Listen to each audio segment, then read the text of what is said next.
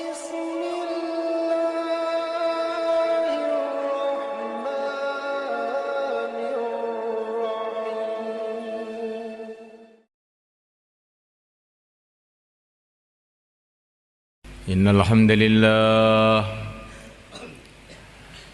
إن الحمد لله نستعينه ونستغفره ونؤمن به ونتوكل عليه ونعوذ به من شرور أنفسنا من سيئات أعمالنا من يهدي الله فلا مضل له ومن يضلل فلا هادي له أشهد أن لا إله إلا الله وحده لا شريك له وأشهد أن سيدنا ومولانا وحبيبنا محمدا عبده ورسوله اللهم صل وسلم وبارك عليه وعلى آله وأصحابه والتابعين لهم إلى يوم القيامة أما بعد وقد قال في كتابه الكريم إن الذين قالوا ربنا الله ثم استقاموا تتنزل عليهم الملائكة ألا تخافوا ولا تحزنوا وأبشروا بالجنة التي كنتم توعدون نحن أولياؤكم في الحياة الدنيا وفي الآخرة ولكم فيها ما تشتهي أنفسكم ولكم فيها ما تدعون نزلا من غفور رحيم ومن أحسن قولا ممن دعا إلى الله وعمل صالحا وقال إنني من المسلمين ولا تستوي الحسنة ولا السيئة ادفع بالتي هي أحسن فإذا الذي بينك وبينه عداوة كأنه ولي حميم وما يلقاها إلا الذين صبروا وما يلقاها إلا ذو حظ عظيم. Hadirin yang dimuliakan,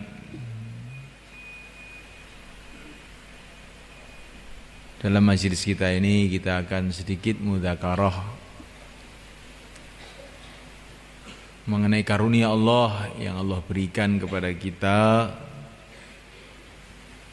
di mana Allah Subhanahu wa taala telah menjadikan kita ini orang-orang masjid.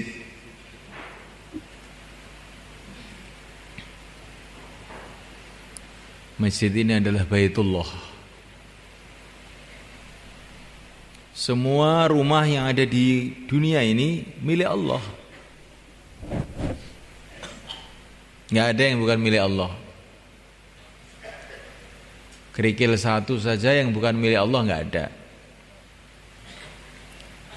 Tapi yang oleh Allah dikasih nama Baitullah hanya masjid. Karena begitu mulianya masjid di sisi Allah Subhanahu wa taala.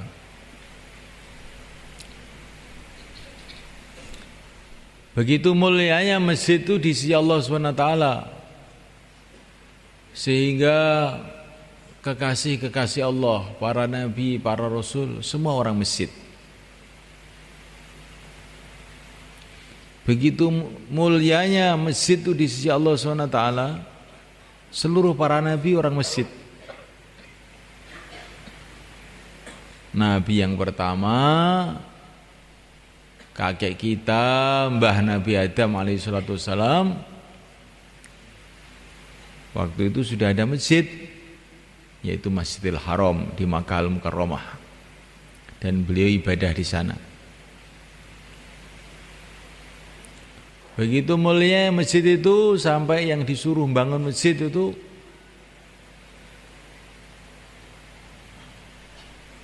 termasuk para nabi disuruh bangun masjid.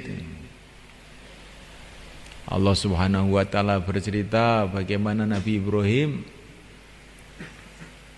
Khalilullah bersama anaknya Nabi Ismail Nabiullah bangun masjid Wa idh yarfa'u Ibrahimul qawa'ida minal baiti wa Ismail Rabbana taqabbal minna. Nabi Ibrahim tukangnya, Nabi Ismail itu kulinya.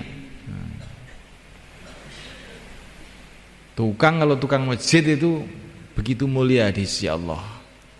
Kuli walaupun kuli, tapi kalau kuli masjid itu Masya Allah sangat mulia di sisi Allah. Sehingga yang dipilih untuk jadi kuli masjid itu seorang nabi juga, Nabiullah Ismail alaihissalam, yang akhirnya menurunkan Sayyidul Anbiya, Nabi kita, Nabi Agung, Nabi Muhammad sallallahu alaihi wasallam.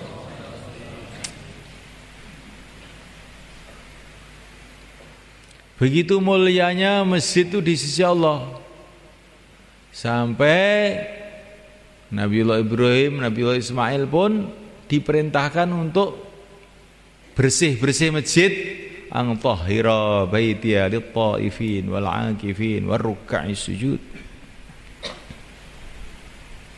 Walaupun cuma nyapu, itu kalau nyapu masjid itu beda, itu sangat mulia di sisi Allah. Ngepel, tapi kalau ngepel masjid ini perkara besar di sisi Allah SWT.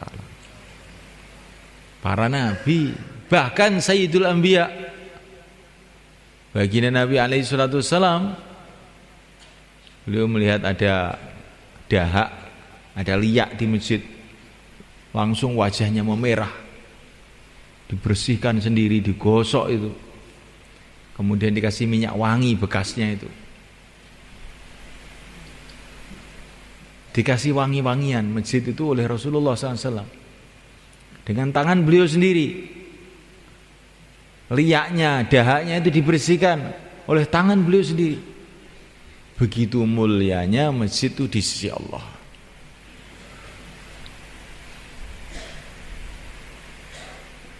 Nah, muliakan Allah SWT, begitu mulianya masjid itu di sisi Allah, sehingga kita kalau masuk masjid disunahkan sholat tahiyatul masjid.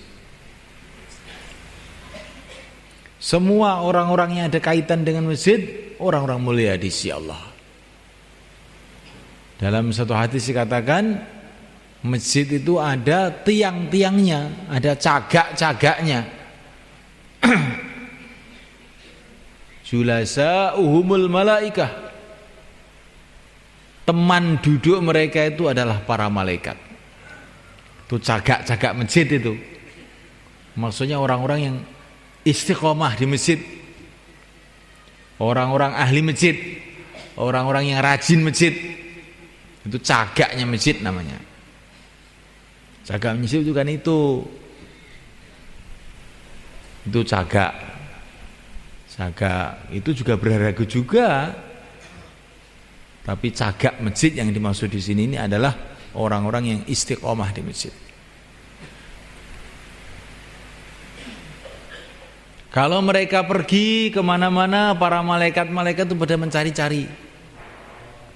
Kemana ini dia? Kemana ini dia? Kalau mereka sakit, malaikat-malaikat pada menjenguk ke rumah-rumahnya. Ini orang-orang yang istiqomah masjid itu. Ada seorang sahabat sakit, dijenguk oleh Rasulullah SAW. Maka sahabat tadi mengatakan, ya Rasulullah, baru saja dari sini ada orang menjenguk saya. Orangnya begitu ganteng, baunya begitu wangi, pokoknya nggak ada lah orang kayak dia. Tidak ada orang yang lebih ganteng, lebih mulia daripada dia, selain engkau saja ya Rasulullah. Selain engkau saja ya Rasulullah. Tapi saya tidak kenal, dia sudah pergi, baru saja. Nabi mengatakan, itu tadi Jibril menjenguk kamu. Masya Allah. Ini ahli masjid tuh, kalau sakit bisa dijenguk Jibril itu semua kan. Jibril bukan datang kepada para nabi saja, datang kepada orang-orang ahli masjid.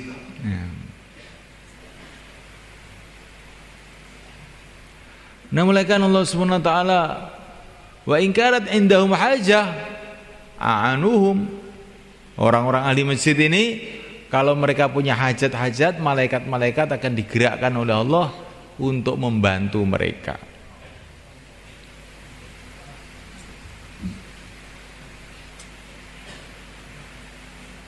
Jadi kalau kita ingin pembantu-pembantu dari para malaikat, jadikan diri kita ini ahli masjid. Insyaallah mulai kan? Ini ahli masjid ini. Belum imam masjid. Masya Allah. Imam masjid ini mesti ahli masjid toh.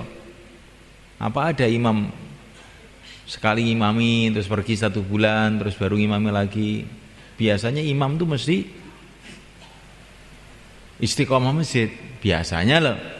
Kalau imam kok tidak istiqomah ke masjid, wis naudzubillah itu. Harus taubat itu.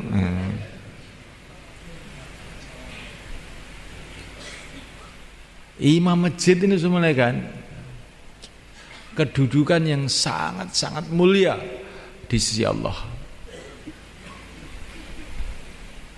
Sehingga imam masjid yang pertama itu adalah yang mulia baginda Muhammad SAW. Maka kata para ulama, kalau saya itu ngimami itu baru berdiri di tempat pengimaman itu sudah merinding saya. Kenapa? Karena dulu yang berdiri ngimami ini Rasulullah.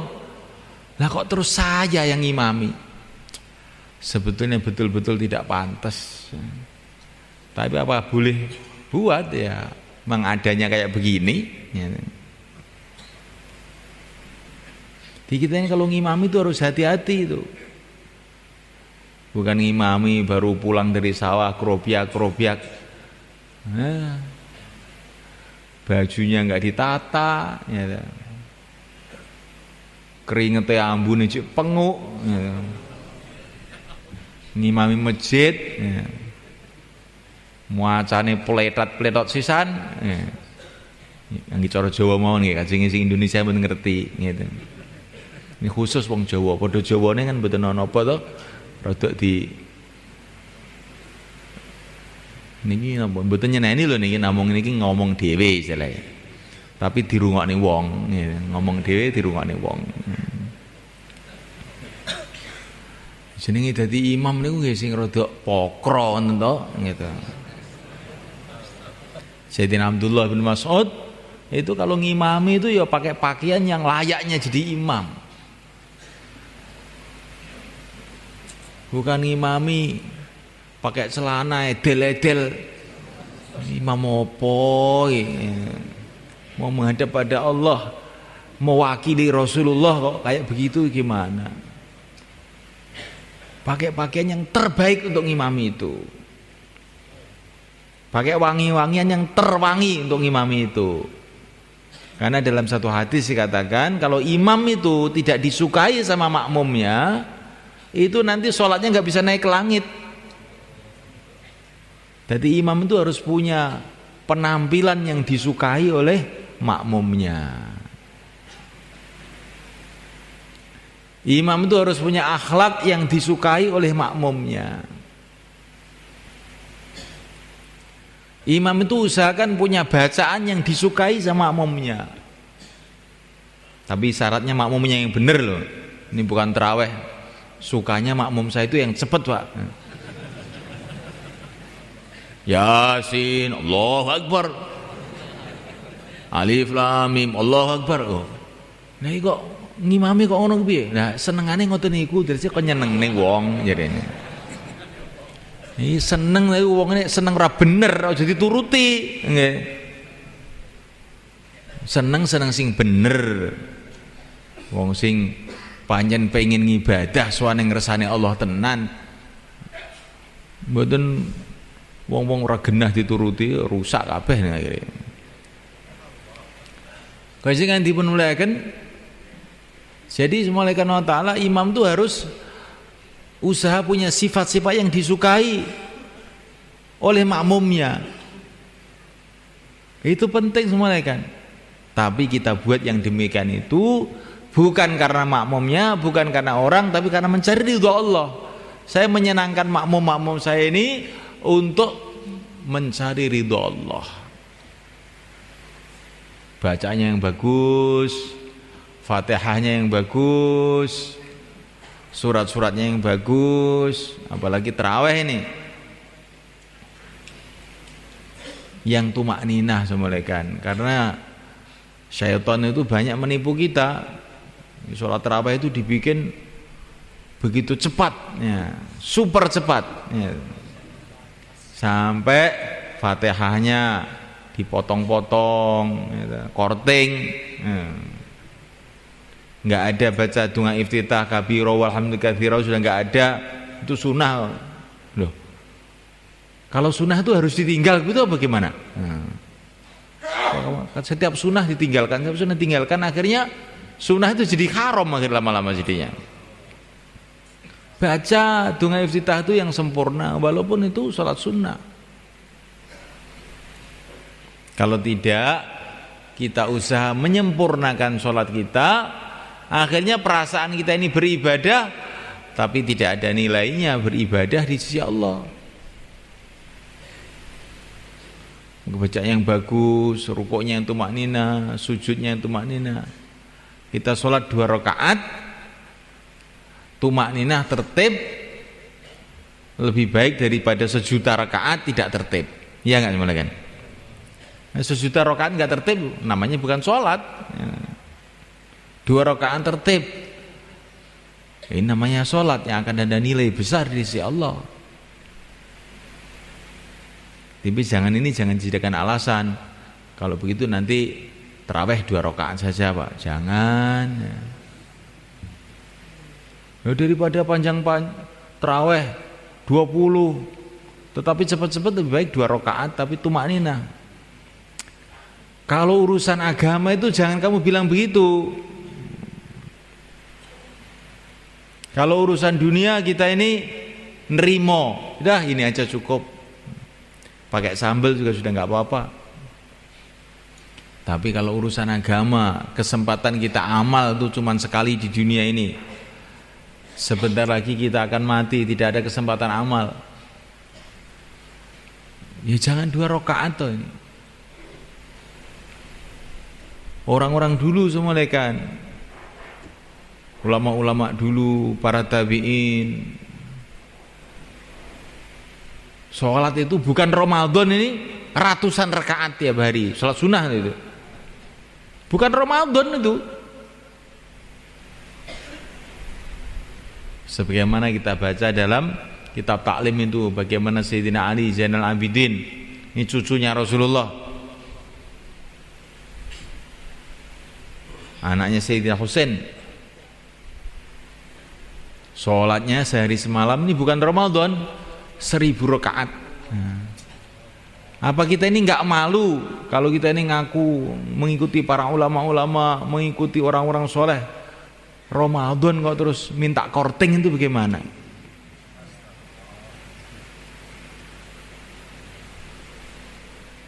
Minimal 20 tarawih itu. Insyaallah mulai kan? Itu jumhurul ulama itu tarawih itu 20. Bukan 11 boleh apa enggak? Saya tidak bilang boleh atau tidak. Pokoknya para sahabat itu dulu 20. Saya tidak bicara boleh atau tidak. Itu nanti di pondok itu nanti kalau boleh atau tidak itu. Sekarang ini kita ini maunya semua 20. Di Mekah sekarang juga 20, di Madinah 20. Di tempat kita pun 20, tarawih 20. Gimana silakan? Para sahabat 20. Di situ ada ulama-ulamanya, di situ ada korek-koreknya, di situ masih ada Sayyidina Umar 20. Kita 20. Karena Allah menyuruh kita ikut para sahabat. Ya, 20. Witir paling sedikit 3. Kalau witirnya mau 11 bagus. Insyaallah mulai kan? Di 11 itu witirnya tok. Nah, bukan tarawihnya 11, bukan. Nah. Kalau mau tambah lagi, lebih baik lagi. Ada orang bilang dalilnya begini, dalilnya. Pokoknya saya mau mateng saja. Para sahabat, ulama-ulamanya kumpul semua di Masjid Nabawi 20. Saya 20. Dah. Mereka lebih paham mengenai agama daripada semua orang yang berpendapat. Madzhab 4 semua 20. Kita 20, insyaallah. Tapi kalau ada orang baru 2 rakaat terus pulang, doakan supaya Allah turunkan hidayah, gitu aja. Enggak usah dimarahi. Wis lumayan daripada gak gitu. Muga-muga Allah ngapura kowe, Kang. Wis ngono ae. Enggak usah dimarahi. Tapi ditarghib, ini musim panen, musim barokah datang. Orang-orang zaman dulu, para sahabat, para tabi'in, tabi'ut tabi'in, kalau malam Ramadan sedikit tidur, bahkan banyak yang tidak tidur sama sekali. Kok kita ini terus begini ini, terus kita ini mau ikut siapa? Nah, tapi nggak usah dimarahi, dilokne aja. Tapi dalon-dalon ini. Wayah panen nih, panen gedenan. Lah kok ora gelem golek pari, ora gelem golek bawon, ora gelem golek wadah, terus piye? Nah, mulaikan Allah Subhanahu wa taala, maka kita imam masjid ini kita siapkan. Kalau bisa ada orang-orang hafid Quran untuk Ramadan ini kita borong untuk ngimami di masjid kita, ya bagus mulaikan. Sehingga satu Ramadan itu satu khataman pernah kita dengar dengan telinga kita. Ini termasuk sunnahnya para sahabat, sunnahnya para ulama yang sudah tersebar ke seluruh dunia kecuali Indonesia. Di Inggris saja itu kan tarawih itu satu khataman. Inggris tempatnya orang-orang mu'alaf yang baru sunat sudah umur 40 tahun itu, tarawihnya itu satu khataman. Masa kita ini Islam kawaan itu terus tarawih 10 surat itu pun cepet kayak sepur. Maka semuanya Allah Ta'ala kita fikirkan perkara ini, insyaallah malaikat. Imamnya itu bagian wiritannya, astagfirullah, bagian imam, yang imam biasa itu yang enggak hafal Quran, itu bagian wiritannya bagian dungo. Al barakah fi akabirina. Barokah itu tempatnya orang-orang tua. Orang tua bagian doa, Allahumma sholli ala Muhammad. Nah, imamnya yang muda-muda yang hafal Quran. Kalau ada lain, kalau enggak ada ya seadanya. Tidak ada rotan, akar pun jadi. Hadirin yang dimuliakan, jadi imam itu bagaimana kita fikirkan untuk meningkatkan bacaannya, meningkatkan fikirnya. Imam itu Masya Allah, kalau zaman dulu itu semuanya kan namanya imam sholat itu ya imam masyarakat dalam agama. Ketika Rasulullah akan wafat semuanya kan, beliau sudah sakit keras tidak bisa ngimami, beliau memerintahkan Sayyidina Abu Bakar suruh ngimami.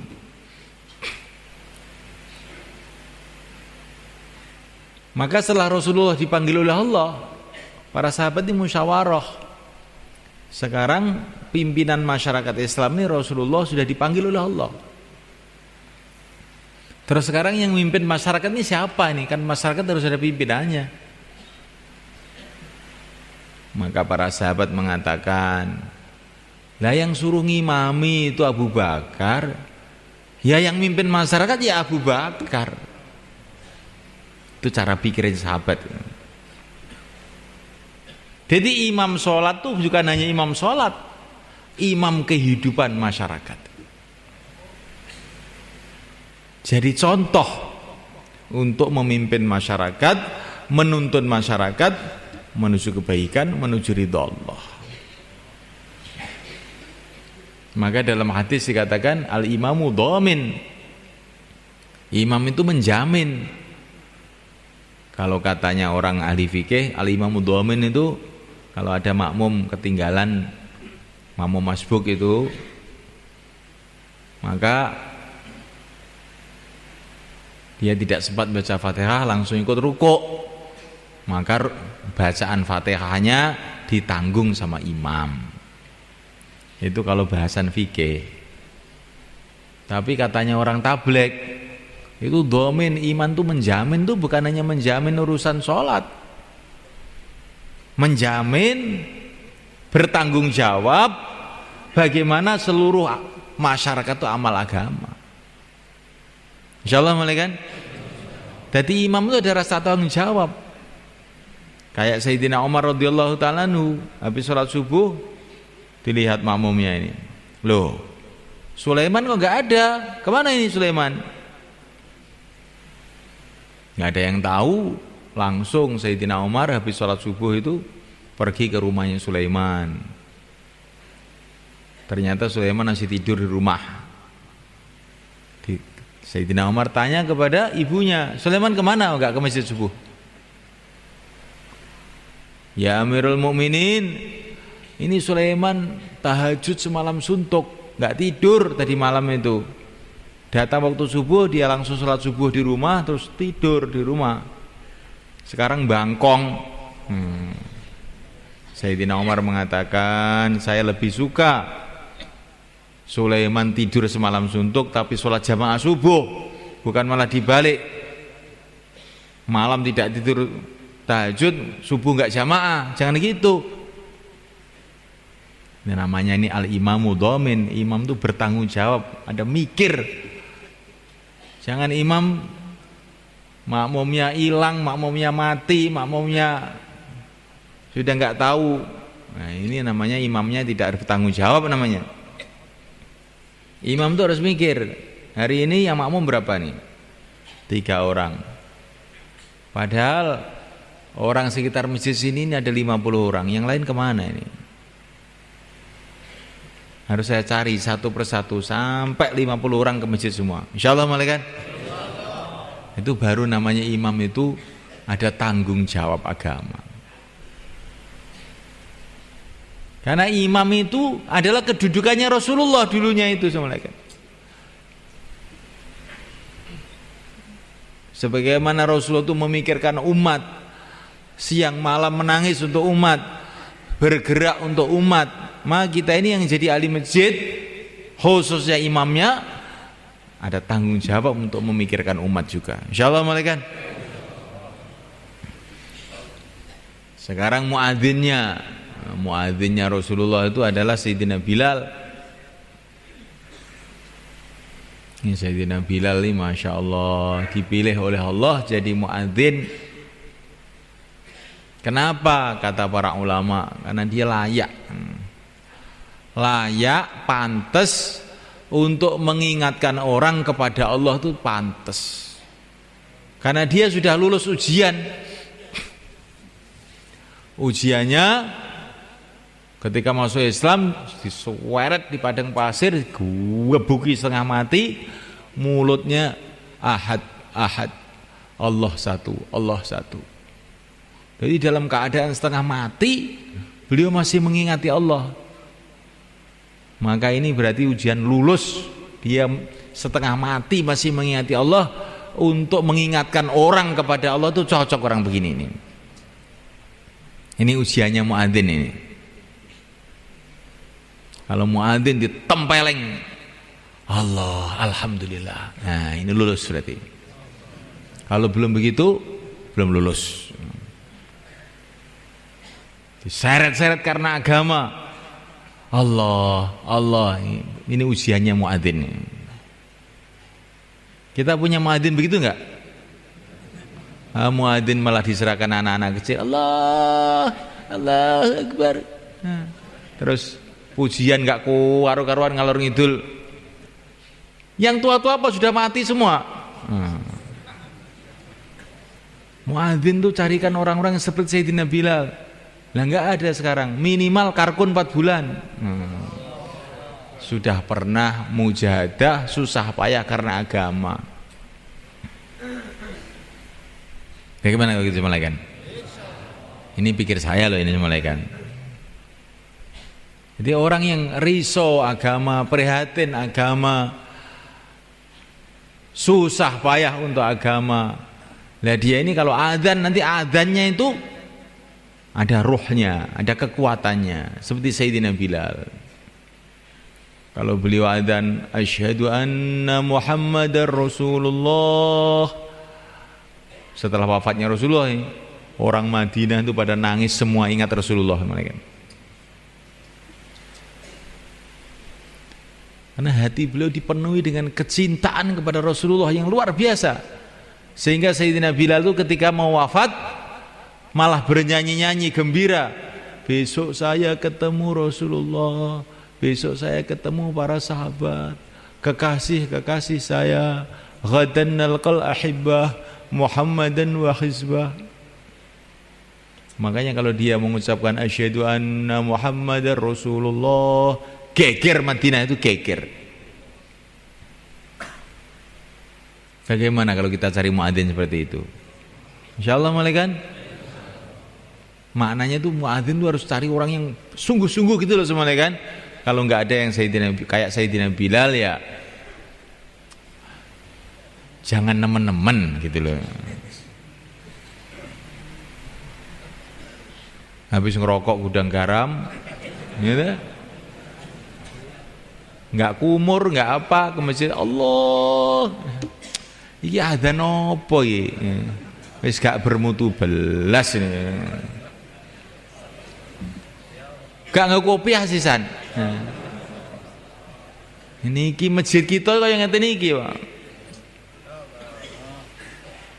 Lah wong Islam niku jantunge niku masjid. Nek wis masjid iki wis engglak-engglek kaya ngoten niku mungkin amalan-amalan liyane biasanya wis tambah nemen akhire. Di masjid iki imame medendeng, muadzine medendeng, makmume tenanan. Nah insyaallah masjid itu di asbab hidayah sehingga nyedot tiang-tiang melebet teng masjid, ngibadah teng masjid, ndamal amalan teng masjid. Insyaallah mungkin. Jadi masjid itu kenapa tidak bisa menyedot itu? Karena amalan di masjid itu lemah. Kalau amalan di masjid itu kuat, orang itu akan kesedot ke masjid, nggak bisa tidak.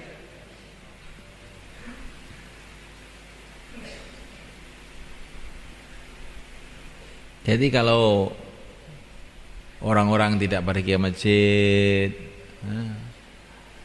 tetangga-tetangga masjid tidak pergi ke masjid, kita jangan nyalahkan orang dulu, tapi amalan masjid kita kuatkan. Nanti kalau kita kuatkan, insya Allah dengan izin Allah itu akan nyedot orang-orang di luar masjid untuk masuk masjid. Insya Allah malaikat. Sayyidina Bilal itu semalakan setiap mau azan tuh doa dulu. Allahumma inni asta'inuka ala Quraisy ayyuqimu dinak. Terus Allahu Akbar, baru begitu. Ya Allah, aku minta tolong kepada Engkau agar orang-orang Quraisy ini mau mengamalkan agamamu ya Allah. Karena waktu itu yang musuh agama itu orang Quraisy. Maka Sayyidina Bilal ini setiap mau adzan itu doa, mendoakan orang Quraisy agar mereka dapat hidayat mau mengamalkan agama. Kalau doa habis adzan itu semua orang tahu. Doa sebelum adzan ini sedikit yang tahu ini doanya Sayyidina Bilal ini.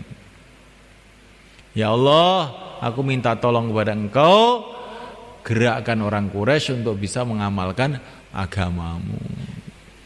Akhirnya seperti yang kita lihat dalam sejarah, orang-orang Quraisy akhirnya pada amal agama semua, masuk Islam semua. Yang pertama-tama musuhi orang Islam, orang Quraisy, tapi akhir-akhirnya yang membela agama, yang menyebarkan agama kebanyakan juga orang Quraisy. Ini anehnya semuanya kan. Maka kita ini kalau melihat orang-orang yang ngurusui agama itu jangan kita buruk sangka dulu. Ini kurang jopone, nggak pernah didoain ini. Akhirnya mereka itu gelap hatinya, akhirnya merusak agama. Ini termasuk tugasnya muadzin ini begitu itu. Maka imam masjid itu ada fikir, muadzinnya ada fikir, makmumnya setiap sholat doa untuk umat, ihdinas siratal mustaqim. Ya Allah tunjukilah kami semua, seluruh umat ya Allah tunjukilah jalan yang lurus. Baru masjid kita ini akan jadi baik semua kan. Insyaallah mulai kan. Sehingga masjid kita ini akan menyedot orang-orang yang Allah kehendaki sehingga mereka jadi orang-orang baik, jadi ahli-ahli masjid. Dan sehingga orang itu masuk ke masjid seperti tebu masuk pabrik glodok gitu sebenarnya. Asalnya tebu, jelek, bosok, macam-macam, masukkan ke pabrik glodok, diproses itu, tahu-tahu jadi gula pasir yang bagus, yang mahal, bisa dijual ke seluruh alam. Begitulah masjid. Kalau masjid amalannya baik, seperti pabrik gula yang baik itu, maka orang-orang yang buruk-buruk masuk masjid, keluar masjid sudah berubah jadi orang-orang baik. Nah mulai kan, ini para sahabat, orang-orang yang paling mulia di sisi Allah SWT. Di mana mereka dididik? Di pondok mana mereka dididik? Di madrasah mana mereka dididik? Mereka dididik di masjid mereka. Dipraktekkan di rumah-rumah, di kampung-kampungnya. Ini pendidikan pertama. Sejarah pendidikan pertama itu adalah masjid yang telah berhasil mendidik para sahabat, telah berhasil mendidik pimpinan-pimpinan yang paling baik di dunia, Sayyidina Abu Bakar, Sayyidina Umar, Sayyidina Utsman, Sayyidina Ali. Di mana dididik? Bukan di Fakultas Sosial Politik, di Masjid Nabawi, masjidnya Rasulullah SAW. Berhasil membuat panglima-panglima yang terbaik. Sayyidina Khalid bin Walid, Sayyidina Sa'ad bin Waqqas, Sayyidina Zubair bin Awam, panglima-panglima paling baik di dunia, paling sukses di dunia. Di mana dididik? Di masjid. Mendidik dermawan-dermawan yang paling baik di dunia. Sayyidina Utsman bin Affan, Sayyidina Thalhah ibn Ubaid, Sayyidina Sa'ad bin Ubadah, Sa'ad bin Mu'ad, yang kalau sedekah itu semulai kan karungan emas, bukan karungan beras. Emas itu karungan itu kalau sedekah itu. Kok bisa rela itu dididik di mana mereka? Dididik di masjid. Ulama-ulama yang istimewa-istimewa. Sayyidina Abdullah bin Abbas, Sayyidina Abdullah bin Mas'ud, Sayyidina Ali bin Abi Thalib. Dididik di mana? Dididik di masjid. Bahkan zaman setelah itu, Al-Imam Asy-Syafi'i, Al-Imam Malik, dan ulama-ulama pada zaman itu kebanyakan itu dididiknya itu di masjid. Jadi masjid itu punya sejarah yang luar biasa semuanya kan. Didik pimpinan, didik ulama, didik aulia, wali-wali besar zaman dulu semua adalah didikan masjid semuanya kan. Nah kira-kira itu masjid yang mampu mendidik seperti itu, apa masjid yang tarawihnya Yasin, Allahu Akbar itu semuanya kan. Nah ini tempat saya itu tidak ada yang hafal Quran itu gimana? Nah, makanya anaknya aja sekolah SMP SMA, imam masjid anaknya kok ngapalnya Quran. Insyaallah kan? Pegawai negeri anaknya pengen jadi pegawai negeri. Tentara anaknya pengen jadi tentara. Saya kira imam masjid anaknya pengen hafid Quran. ben masjid makin meningkat. Sehingga masjid jadi tempat tarbiyah, tempat pendidikan bagi umat.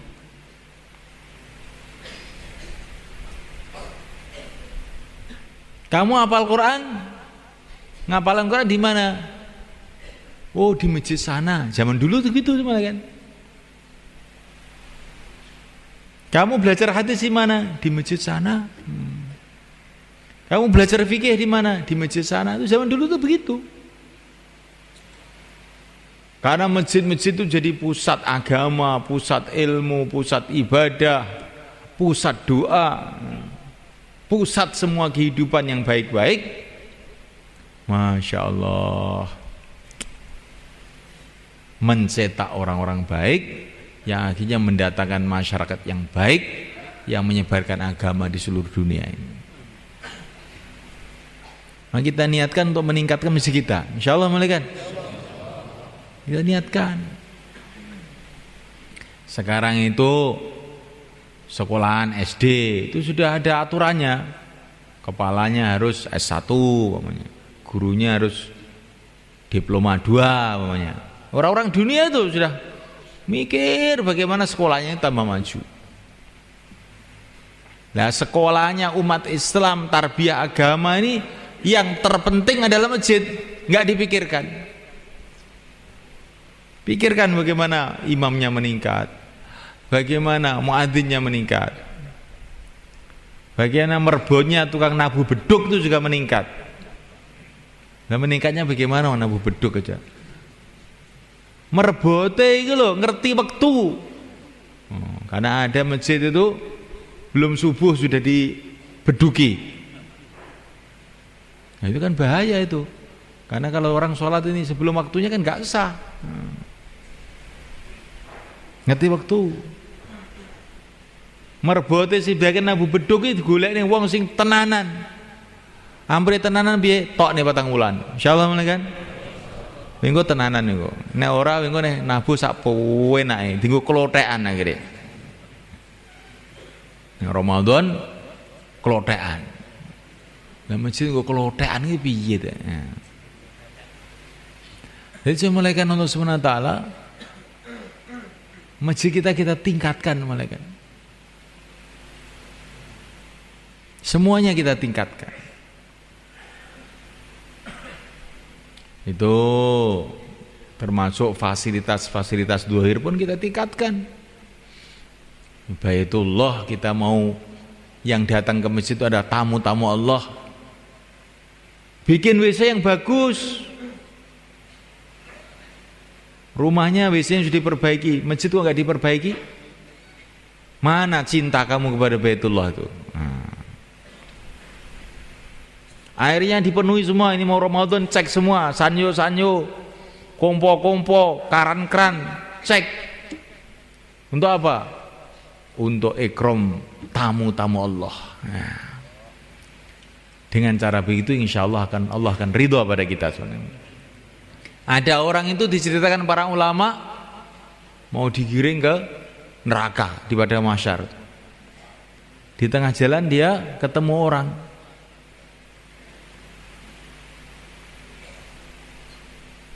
Hei, tolong saya. Siapa kamu itu? Saya kan pernah menolong kamu ngambilkan air wudhu dulu di dunia itu. Doakan saya supaya saya tidak jadi dikirim ke neraka. Kamu ingat enggak? Oh iya ingat. Kamu yang bagian nimbo itu ya? Iya. Oh ya, saya doakan. Ya Allah, ini dulu menolong saya untuk sholat ya Allah di dunia. Ampuni dia, jangan dikirim ke neraka. Nah, diampuni oleh Allah, enggak jadi kirim ke neraka, kirim ke surga.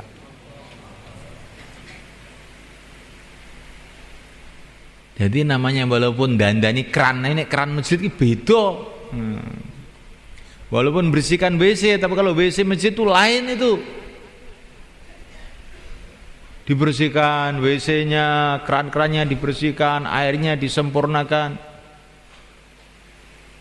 Sehingga tamu-tamu Allah ke masjid itu jadi seneng, gembira. Insyaallah malaikat. Kalau tamu datang ke rumah kita suguh Kita kasih makan, kita kasih minum. Lah kalau tamu Allah di Baitullah itu kalau kita kasih makan tuh baik enggak kira-kira? Baik enggak sul mereka?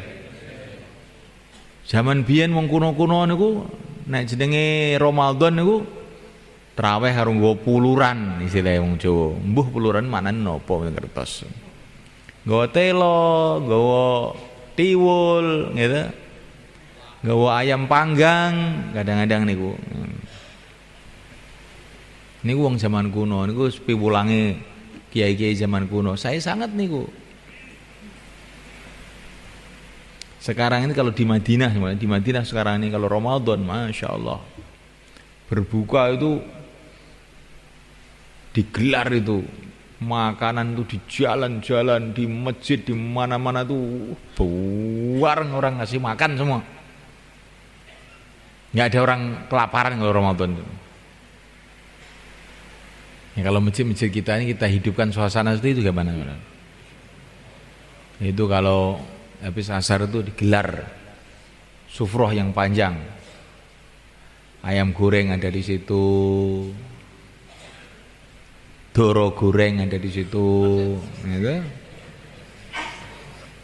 Rujak ada di situ. Kenapa ini kayak mau mantu saja? Ini memang mantu, bukan hanya mantu, lebih dari mantu ini. Ini rasa gembira kita bulan Ramadan, rasa gembira kita datangnya tamu-tamu Allah. Qul bi fadlillah wa bi rahmatihi fa bidzalika falyafrahu. Gembira karena agama itu perintah Allah. Di antara bentuk gembira tempe goreng, ya. Panggang goreng, kok panggang goreng apa ya? Pokoknya makanan yang enak-enak taruh di masjid. Kita sudah mikir begitu belum ini? Sudah insyaallah? Nggih ngoten lho Pak. Peningkatan Ramadan tahun ini mboten kados biasa nih. Mungkin nek bengi wong bodho maca Quran darus niku. Tapi niku diseleksi, ditata. Sing maca ki ya sing wacanane rada lurus to. Aja maca ning speaker pletot-pletot biyo ngrusakne kuping niku mengke. Nggih. Lah enten namung niku lho. Lah iya makane ya siap-siap mulai saiki. Ditata sing maca Quran apik niku kon maca Quran gitu. Setengah-tengah maca Quran, kopi jahe niku dugi gitu. Karo cingkir ben kenceng pikire gitu. Insyaallah Bang nggih. Nggih. Jadi masjid niku sing ketok makmur ngono lho, Pak. Nek Ramadan lampu nih ditambah. Zaman Sayyidina Umar niku Ramadan niku lampu-lampu masjid ditambah. Sayyidina Ali niku zaman Sayyidina Ali niki. Niku sing mulai zaman Sayyidina Umar ya. Masjid-masjid padha padang kabeh. Terus Sayyidina Ali ningali masjid padha padang. Iki biyen sing mulai ngene si Umar ya. Ya Allah, jenengan padangaken kuburane Umar, keranten Umar wis madang nih masjid-masjid teng pundi-pundi panggonan. Jadi Ramadan itu rada beda. Sing biasane 5 watt masjid niku kayak 50 watt. Biar untuk padang melek ngoten nggih. Ini butuh 50 watt jingklonge akeh sisan gitu. Wis ngalamat ngantuk ini mungkin. Dipadangi masjid niku nek Ramadan. Insyaallah Bang nggih. Pokoke Ramadan ini istimewa. Lah mung ngentokne watt kan nggih. Ngentekne dhuwit ben. Dhuwit entek ya ben kanggo bangun akhirat. Insyaallah Bang nggih. Ben tau korban kanggo agama. Ben ning manah enten greget, ya Allah jenengan maringi kula rezeki. Ha niki Ramadan. Rezeki niki sayang panjenengan, kula gunane ing masjid panjenengan. Sing karpet-karpete masjid wis elek-elek gitu. Sing wong nek sujud mboten betah karo ambune karpete niku. Ganti Ramadan niki. Insyaallah Bang nggih. Ganti sing anyar. Mboten saged tuku si anyar. Karpet sinau omah diumbah kayak masjid. Kanggo Ramadan. Engko nek bar Ramadan gak usah digo mulih nek. Insyaallah Bang nggih. Iki jenenge kita ki Ramadan ki tenanan. Ramadan barang kok karpet melengkung ambune ra karuan. Iki Ramadan piye kaya ngene iki? Kaya senten Gusti Allah niku Maha Sugih. Allah nek ngersake ndadekne masjid saka emas nih gampil mon ki Allah. Tapi Allah ning nguji kita, cintamu ning Allah ki sepira? Cintamu ning agamaku ki sepira? Niku lho, Allah ning nguji kita. Allah mboten perlu kali duit kita. Allah mau sugih. Tapi kita ini diuji sepira? Buktine cintamu ki sepira? Buktine iki iman ning akhirat ki sepira? Dan iki Ramadan iki kita ketinggalaken dengan kersane Allah. Insyaallah Bang nggih. Masyaallah. Ditarghib jamaah-jamaah masjid ditarghib nek Ramadan iki nyambut gaene rada disuda. Nek biasane kowe esuk teko ngasar Ramadan untuk suda lah teko dhuwur wis leren. Nek iso ngoten niku. Terus ndang turu sehingga bengi iso tarawih, iso tahajud melek tenanan. Insyaallah Bang nggih. Nah nek kita niki Ramadan awan ning sawah terus sampai teko ngasar. Ya insyaallah nggih karek ngantuke mengi dalu niku. Sehingga mboten ngrasane kenikmatane Ramadan niku mboten krasa. Amal agama ini dimulaikan Allah Ta'ala akan terasa nikmat tuh karo komplit. Seperti masakan itu, ada nasinya, ada sambelnya, ada kerupuknya, ya, ada ayam gorengnya, ya. Terus piringnya juga bersih, makannya hanya enak. Tapi kalau tidak komplit, ada nasinya nggak ada lauknya, cuman garam tok, nggak akan bisa dinikmati. Garam tok nggak ada nasinya, nggak bisa dinikmati. Semua sudah ada, tapi berambangnya nggak ada, nggak bisa dinikmati. Gulanya nggak ada, nggak bisa dinikmati. Begitu juga amalan agama, teman-teman. Kalau amalan agama ini komplit, nikmat agama ini. Tidak ada yang lebih nikmat, tidak ada yang lebih lezat melebihi agama. Sehingga para nabi siap mati karena agama. Karena saking lezatnya agama, saking indahnya agama itu. Ini enggak komplit, nikmatnya kurang. Maka Ramadan kita kompliti. Puasanya kita kompliti, tarawihnya kita kompliti, tahajudnya kita kompliti. Sedekahnya kita kompliti. Suasana akhlak kasih sayangnya kita kompliti. Maka kalau komplit semua jadinya terasa nikmat Ramadan itu. Sehingga Ramadan itu seperti yang diceritakan dalam Quran, kutiba alaikumusiyam kama kutiba alal ladzina min qablikum la'allakum tattaqun. Selesai Ramadan berubah menjadi orang-orang takwa. Ramadan itu tarbiyah la'allakum tattaqun. Sehingga kalau dikerjakan semuanya akhirnya menjadi orang-orang takwa, hatinya tawajuh kepada Allah, akhlaknya jadi baik, ibadahnya jadi khusyuk, rindu pada negeri akhirat. Ramadan itu begitu semuanya kan. Tapi kalau nggak komplit, kita kerjakan ala kadarnya, nanti nikmatnya kurang. Kula niki wiritan kok mboten saged nikmat kurang suwi. Jare lungguh 4 jam ngono ora krasa. Tapi nek nggur wiritan epek-epek baru turu, epek-epek gak tahu nikmat engko. Kula niki salat kok mboten saged khusyuk terus ini, kurang suwi. Salat balapannya sepur khusyuk piye? Njajal tarawih iki rada suwi. 2 jam ngono, ora krasa.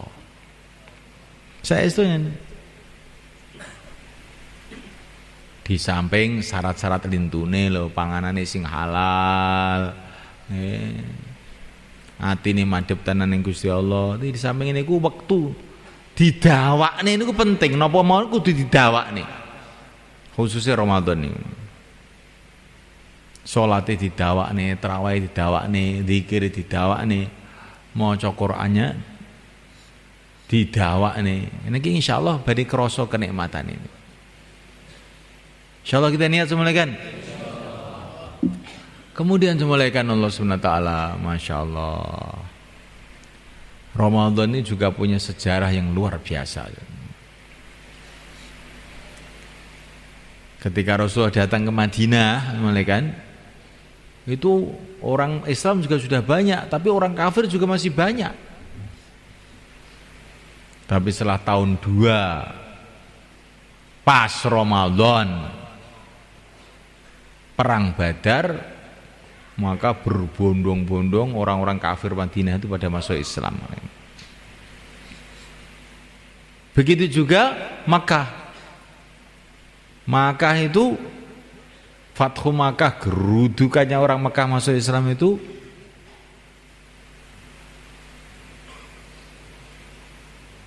Assalamualaikum. Mbah.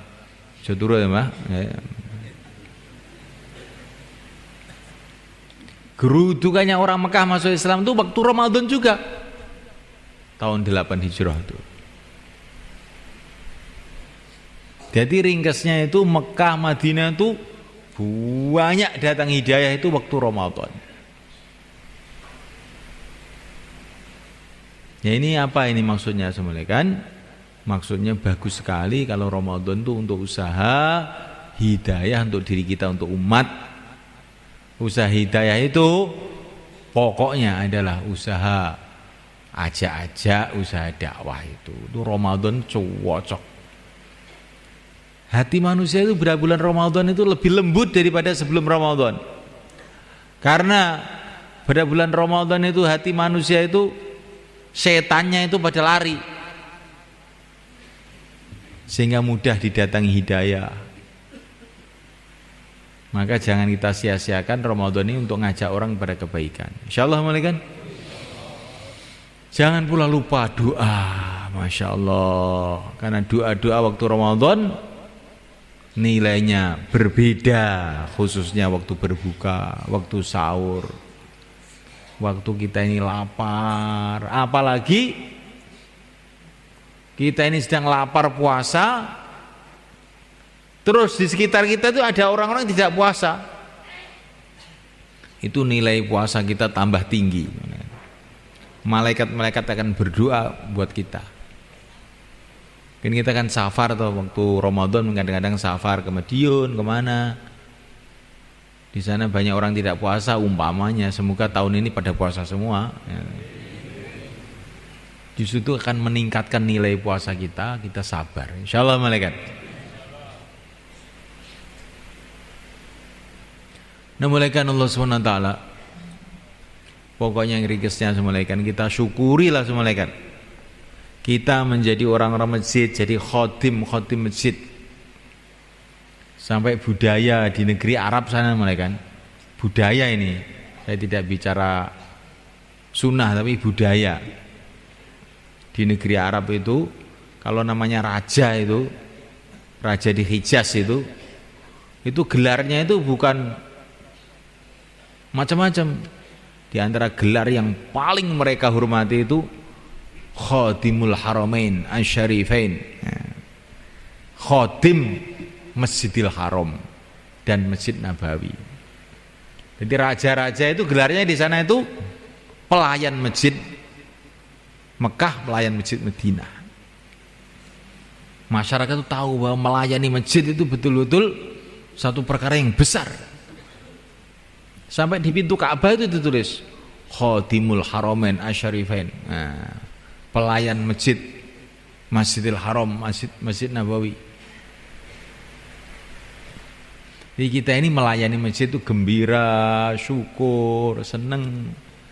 Dan terus kita berpikir bagaimana masjid kita ini jadi sarana tarbiyah untuk semua orang yang masuk di masjid, dan bagaimana masjid kita ini seperti Masjid Nabawi jadi penyebaran agama ke seluruh dunia. Tersebarnya agama ke Jawa, ke Madura, ke seluruh Indonesia, seluruh dunia ini dimulai dari masjidnya Rasulullah SAW. Maka Wali Songo dulu itu heran, ajib itu mereka tahu betul itu, mementingkan betul urusan masjid. Ketika mereka mau bikin ibu kota di Demak, itu bukan bangun istana, bukan bangun kantor, bangun masjid. Itu Mbah Sunan Ngampel, Mbah Sunan Giri, Sunan Kalijogo bareng-bareng bangun masjid Demak, sampai sekarang masih ada. Mereka itu ingin memberitahu kepada masyarakat Jawa ini masjid itu penting. Insyaallah mulai kan? Masjid itu penting. Rasulullah di Madinah sebelum bangun rumah, bangun masjid. Bukan hanya itu saja, Nabi Adam belum datang ke dunia, sebagian riwayat mengatakan Allah kirim malaikat-malaikat bangun masjid dulu untuk persiapan kedatangan Nabi Adam. Jadi orang Islam dengan masjid ini sudah nggak bisa dipisahkan. Kita harus senang dengan masjid itu, senang.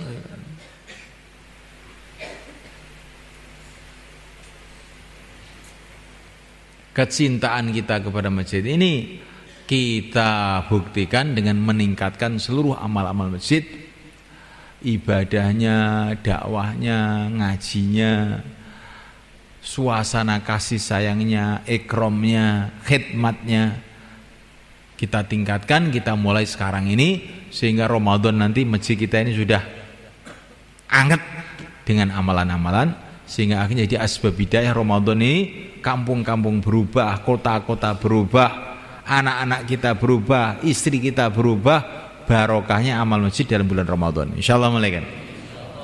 Untuk itu semulaikan, ini ada dua kerja kita sekarang. Yang pertama kali, sebagaimana dulu para sahabat, ada sahabat muhajirin yang meninggalkan rumahnya, meninggalkan kampungnya untuk usaha agama. Yang kedua ada sahabat Ansor yang menolong, membantu orang muhajirin dalam usaha-usaha mereka. Tapi tidak ada Ansor kalau tidak ada muhajirin. Maka takmir-takmir masjid, merebut masjid, jadi Ansor yang baik. Nanti kalau ada tamu-tamu datang ke masjid, di ikram yang baik, dibantu program-program yang baik, sehingga masjid kita bisa hidup 24 jam. Insyaallah malaikat. Kemudian malaikat ta'ala, kita harus membentuk orang-orang yang keluar masuk ke masjid-masjid untuk menguatkan amal-amal masjid itu. Ada yang keluar untuk menguatkan amal-amal masjid, ada yang menyambut di masjid-masjid untuk kerjasama. Nah kalau umat ini kembali seperti itu, seperti zaman sahabat, ada orang-orang yang bergerak untuk agama, ada orang yang mau membantu, akhirnya agama hidup. Kalau agama hidup, barokah datang dari semua arah. Ketentraman, ketenangan, barokah, keamanan, kasih sayang akan wujud. Kalau agama diamalkan, mulainya dari masjid. Insyaallah mulai kan? Maka yang dari pertemuan imam masjid ini menyempatkan diri berapa hari saja, 4 bulan, 40 hari atau berapa hari saja untuk menyambut bulan Ramadan ini secara khusus, silakan berdiri ke selatan. Monggo. Jamaah yang sudah terbentuk ataupun yang belum niat, silakan berdiri ke selatan sana. Monggo.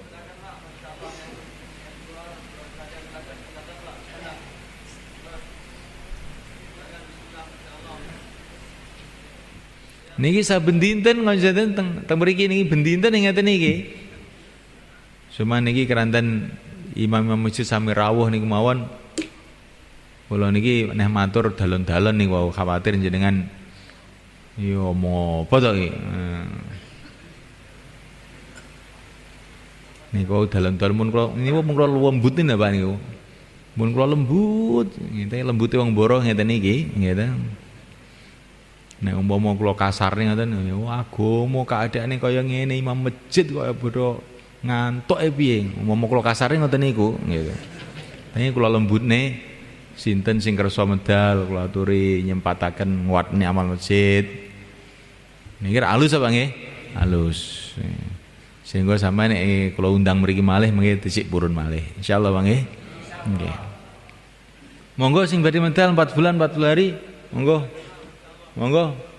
Napa pinten-pinten 10 dina. Ben imam masjid niku metendeng tenan. Nek ndonga kunun Allahumma hdina fi man hadayt nangis tenanan. Akhirnya hidayah medun tenanan. Ndonga kunut karo kok bar lho. Kok cepet men Mbah Kiai iki. Lho. Wis apal ya cepet tok. Nah. Donga kunut iki rada suwi ngono lho. Ben kebuka pintu-pintu langit iki. Allahumma hdina fi man hadayt. Barik lana fi ma atait. Nek barik lana fi ma atait niki. Ya Allah leti berkahi perkawis-perkawis sing jenengan paringaken dhateng kula kok tenanan. Insyaallah jenengan mboten perlu utang bank. Ki barokah barik lana fi ma atait kuwi. Nek dhuwit kurang, apa-apa kurang, iki donga kunute loyo.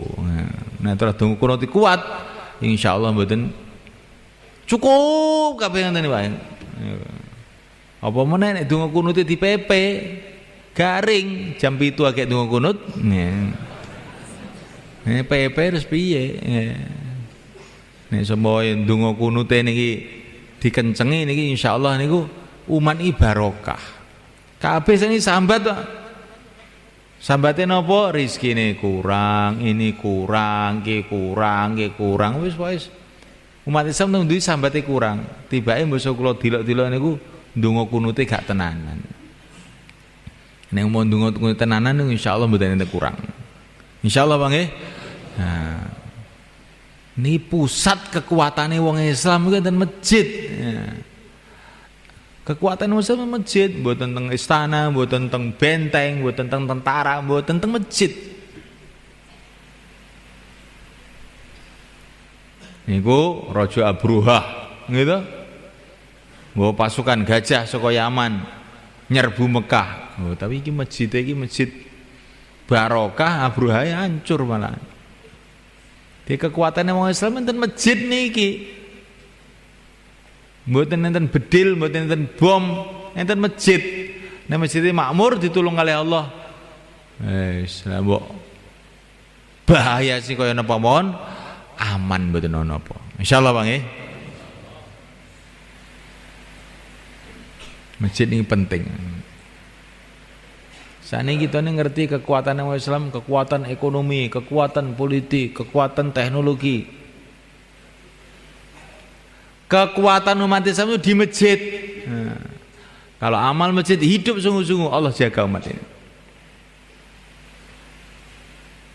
Ada 1000 kapal pasukan penuh dari Romawi mau menyerbu Madinah pada zaman Sayyidina Ali itu. 1000 kapal tentara mau nyerbu Madinah karena Madinah dekat pantai itu, nyerbu Madinah.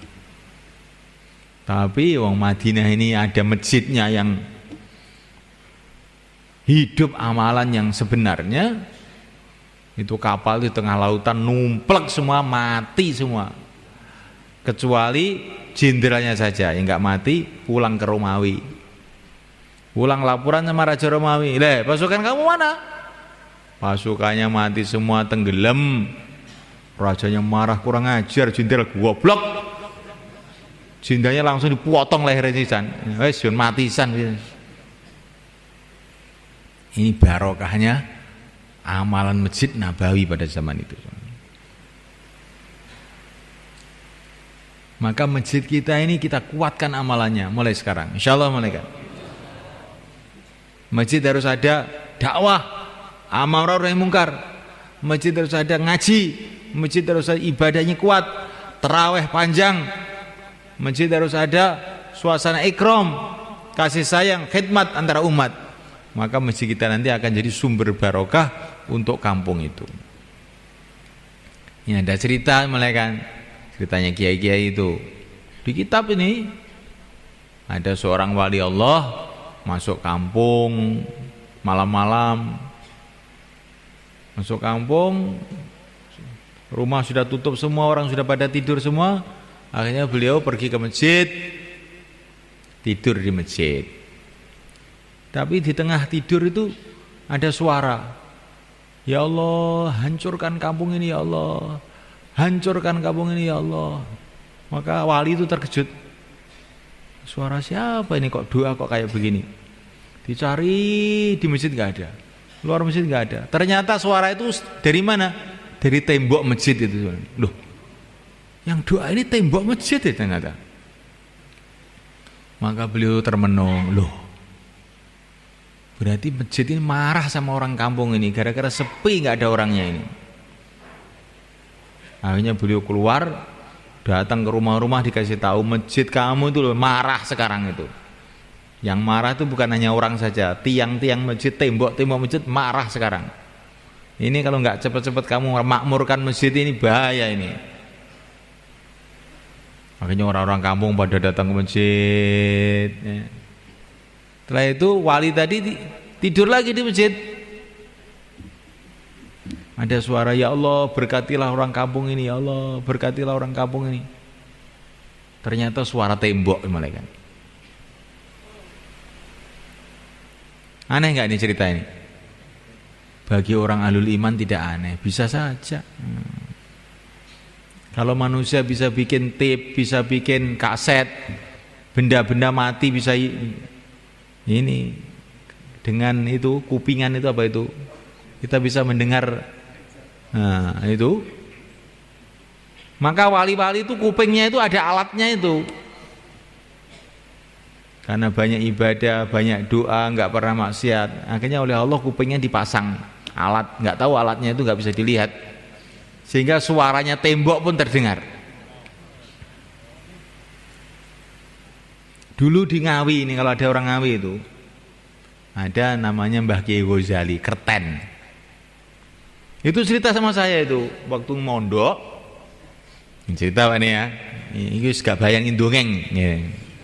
Indongeng saya. Pulang dari pondok itu jalan kaki zaman dulu itu. Malam-malam ada suara nangis, maka dia, ini suara siapa nih kok ngeres banget gitu loh. Nangis.